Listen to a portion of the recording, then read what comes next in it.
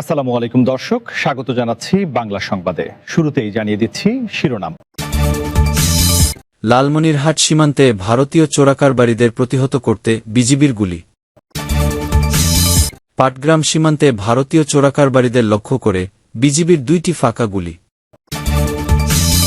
লালমনিরহাটের পাটগ্রাম উপজেলার সীমান্তবর্তী পশ্চিম গিয়ারপাড়া এলাকায় ভারতীয় চোরাকারবারিদের বাংলাদেশে অনুপ্রবেশের চেষ্টা প্রতিহত করতে border guard Bangladesh BGB fire করেছে। এ ঘটনায় কোনো হতাহতের ঘটনা ঘটেনি। বৃহস্পতিবার 21 মে দিবাগত রাত আনুমানিক 2:20 দিকে এ ঘটনা ঘটে।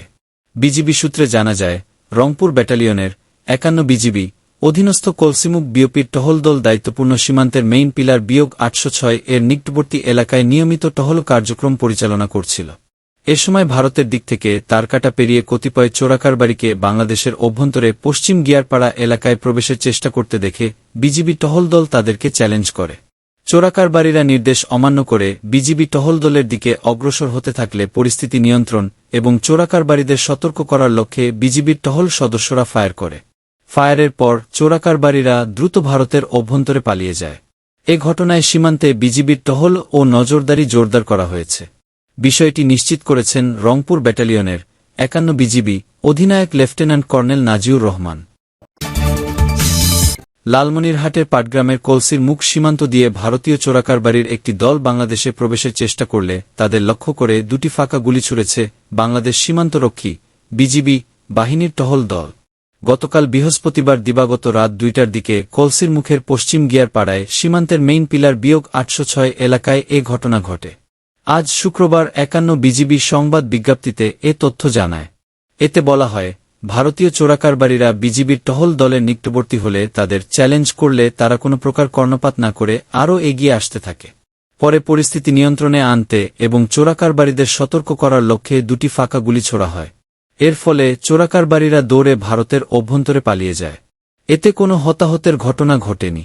রংপুর ব্যাটালিয়নের 51 বিজিবি অধিনায়ক লেফটেন্যান্ট কর্নেল নাজিউর রহমান ঘটনাস্থল পরিদর্শন করেন। তিনি সাংবাদিকদের জানান, বিজিবি ভারতীয় চোরাকারবারিদের লক্ষ্য করে কলসির মুখ সীমান্তে সতর্কতামূলক 2টি ফাঁকা গুলি ছোড়ে, তবে এতে কোনো হতাহতের ঘটনা ঘটেনি। এদিকে ওই সীমান্ত এলাকায় কয়েকদিন ধরে আইন লঙ্ঘন করে বাঁশের খুঁটি স্থাপনের চেষ্টা করে আসছে বিএসএফ। বিজিবির শক্ত অবস্থানের কারণে তারা পিছু হটেছে।